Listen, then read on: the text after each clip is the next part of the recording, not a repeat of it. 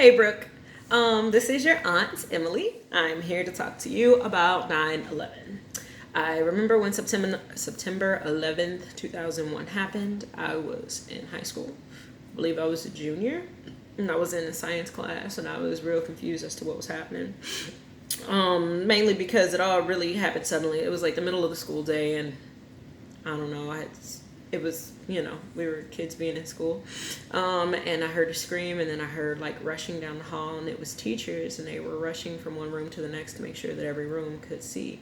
Those that had smart boards, they turned them on and put it on CNN.com and just found the news outlets. And those that didn't, they grabbed the old school TVs and rolled them in.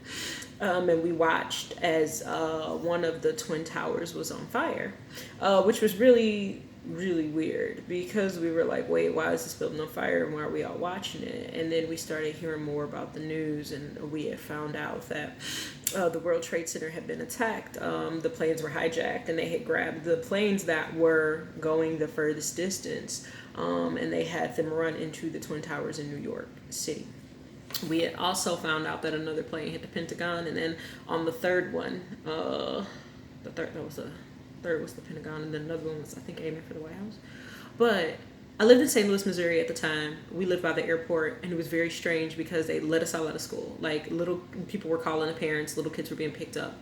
And myself and your mother, Raquel, we were walking home, and my mom gets there, and she's just like, what's going on?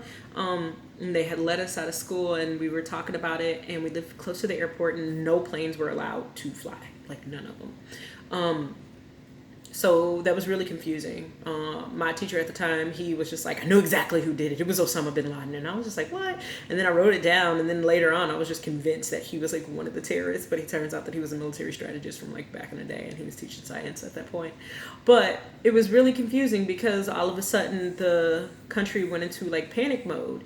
The Department of Homeland Security was created. To get on an airplane, you had to take off your shoes and go through these weird scanning processes. Beforehand, it had never taken that long.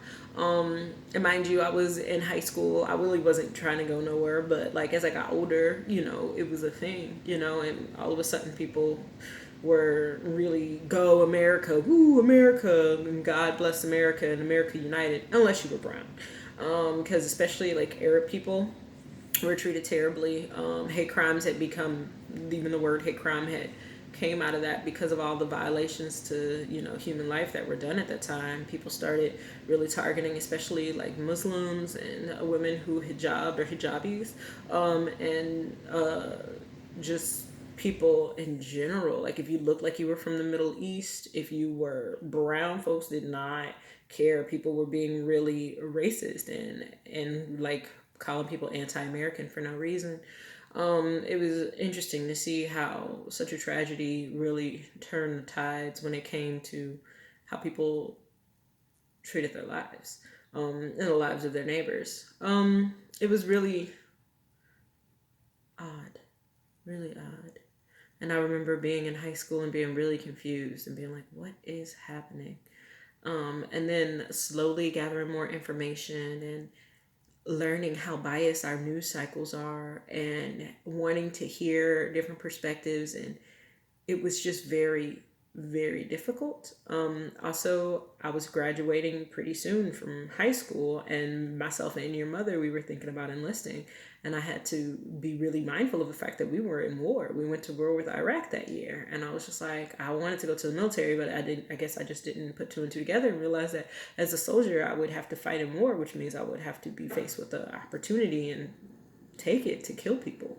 And it was just something I didn't think of beforehand. And many of my fellow classmates did go to war. A lot of them went to Iraq and Afghanistan and went other places. And it was a reality of life. And we're still at war since 9/11, so it's a constant reality. So what did you learn about 9/11? You told me.